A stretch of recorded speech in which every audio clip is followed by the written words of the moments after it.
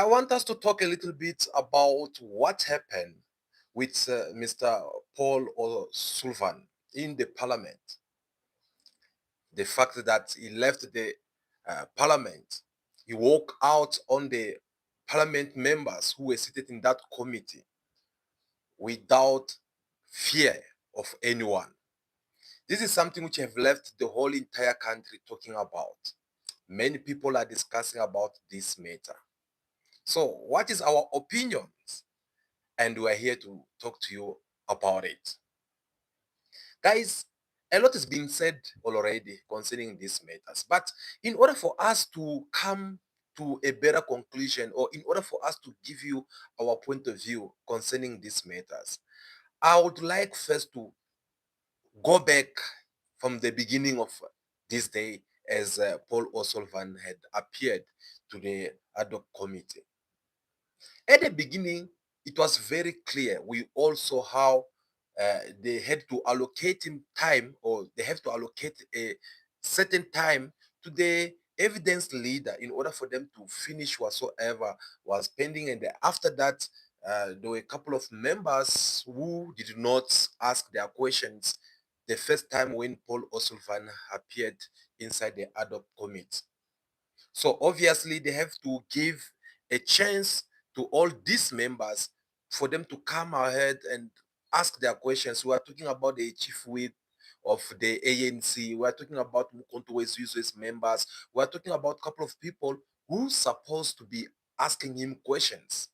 Because the last time when Paul O'Sullivan appeared inside these ad hoc committees, he did not finish. In the last minute, he gave up and he got sick. Yeah, he got sick. He said that he can't continue. And what the parliament did at that point was to try to cooperate with him, at least, because they know very well that if they don't allow him to take a break because he's not feeling well, and if something bad would have happened, obviously the whole entire world was going to blame the parliament and say that no, how come you guys, this person told you that he's not feeling well, yet you decide to keep him on this ad hoc committee? So that was the reason why they let him go. That was the reason why they accepted for him to go. Now, here's the thing. The man, he left, even though he was busy telling them that, no, I have a lot of business abroad, so I will have to go, blah, blah, blah. At the end of the day, he did not go anywhere. He was still around, and then he had to come and appear so that once he get finished with the people, the business of the parliament, he can then now take his flight and go leave the country more freely without knowing that no, there's some pending business with the ad hoc committees. And that was the reason why he came back to the parliament. Now, here's the thing that we need to keep in mind, guys. Paul O'Sullivan, when he came to the parliament had told him that they will keep him for 2 hours. And actually, they said they will take him until 12. So he said that no, we can push up. I can give you 3 hours. Instead of 2, I can give you 3 hours. So that by 1 p.m., I'll be on my way to the airport to go and get his private jet, as he claimed. So that was what he said. And everyone saw it because it is on the record of the parliament. Now, as the business of the day started, as they start cooperating and doing everything, something end up happening.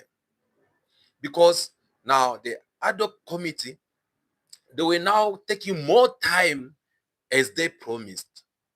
They were now talking about different things. They were now asking different questions, and the man was already fed up.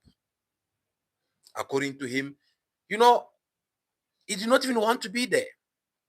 Proof to that, go and watch this ad hoc committee when it first started. As the chairperson was busy greeting all the members as he usually do, you will notice that Whenever he tried to greet Mr. Paul O'Sullivan, this man was not answering. He was giving him some kind of, what should I say, attitude, in a way of him trying to ignore the greetings which the chairperson was giving him. They greeted him more than 4 times, if I remember very well, because I did count them. And Mr. Paul O'Sullivan refuses to respond to all these greetings until when some members of the ad hoc committees start shouting loud to him, like trying to call for his attention, to reminding him that there is actually a chairperson who's calling for your attention, a chairperson who's is greeting you. And it is that moment when Paul O'Sullivan decided to react, not responding back to the greetings which they had given him, no, but he reacts in the way of letting know the chairperson that I thought I had answered your greetings, with such kind of arrogancy, with such kind of attitude he had to give to the chairperson. With that only on its own, you will tell that this man was not there to cooperate with the committee.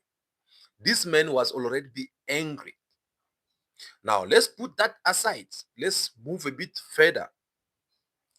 When it was the time for the MK party to start questioning him, you will see that Honorable Skozana and Mr. Paul O'Sullivan, they were not in the good chamber. They were not in the good chapter. They were not getting along. They were like a cat and mouse. Why? Because Honorable Skozana had to remind him of what Paul O'Sullivan had said in one of his interview on the one of the local big channel or news channel, where he said, I quote, that I will never gonna answer to the questions of certain kind of a political party which use a very strong words that I can't say it here. In other words, he disrespected these political parties. The political party that was referring to, that was the EFF of Julius Malema and the MK party of Jacob Zuma. These two political parties, they were not welcome to question Mr. Paul O'Sullivan. According to him, he feel like these are not good political party for him even to sit down and listen to them. And through his session in the parliament, or through his evidence in this ad hoc committee, we all saw his attitude toward members of the EFF and members of the MK party. Whenever they try to interact with him, he would either react in a negative way that will end up pissing off these members, and for them also to take it more further in other bad ways. So, whether we like it or not, the man, he was not ready to cooperate with these political parties. But he also made one big mistake, which was for him to forget that he's going to deal with these political parties, which in their nature already, they don't tolerate the white um, oppressors or whatever they call it, they don't tolerate those kind of things whereby you want to come and show them who you are or what you have done. That was his big mistake that he commits when it comes to cooperate with these political parties. So now they were coming hard on him. They were pushing things like they want to make him feel uncomfortable in this ad hoc committee. That was what happened. So the temperature between these political parties, MK party, EFF, and so on, they were not his cupcake. They were not getting along. They were just like a water and oil. Now, as they were asking him these questions, obviously, we saw how things end up getting broke between these people. I'm referring the political uh, parties and Mr. Paul O'Sullivan. We saw how they crashed down in the parliament, and then it was all about disputing, and the old man could not take it anymore. So now, each and every question which was put to him, he was not in the mood to answer them anymore, because now for him, he kind of like feeling like he's running late for him to take his flight. So each and every question that comes, he was responding it back in a very disrespectful manners. He was responding back in a very disorder manners, brutal manners towards these honorable members that were busy asking these questions. And every time he puts the answer, he will have to remind you that I'm running late for my flight. Now, here's the thing. After all the honorable members, they were done with their questions, like usually, they had to put him back in the hands of the evidence leader in order for them to do a follow-up questions so that they can finish up and give the chance to the chairperson to close up the whole process. But when that moment arrived for Mr. Paul O'Sullivan, that was not the case. Because now it was all about him reminding the evidence leaders that, no, look, I don't have time for this. I have told you I'm supposed to be catching up my flight, and you guys were keeping me here, blah, blah, blah, blah, blah, blah. Story short, the next things, he answered this one question. As he's answering this question, just before he get to finish answering this question, he stood up and left the parliament. Oh, yes. Paul O'Sullivan walked out of the parliament and left all these ad hoc committee members seated down. Yeah, of course, there is someone such as Honorable Skozana who tried to stand on his way and try to block him up. But again, what can he do? Because if it was not for parliament rules and everything, seeing the reaction of Honorable Kozanas, I think this man will have taken these things very far. He will have done something more crazy. Maybe he was even gonna touch him physically. But I think he just come to his sense to realize that this is the parliament. I don't want to do something that I'll end up regretting. I don't want to do something that will embarrass my political party tomorrow. I don't want to humiliate myself in front of cameras. Therefore, I can only do what I can do for now. Let me use my mouth to condemn this kind of behaviors and to pass my message. At least it will be written down that I tried to stop him, but he could not do much. So Paul O'Sullivan left that parliament just like that. Just like that. Like he's leaving his home. You know, this is a very sad action. Act that just took place. Because when all these things was taking place, the whole entire country, they have been watching this scene. They saw what happened. And this end up raising a lot of questions among South Africans. People talk, people criticize.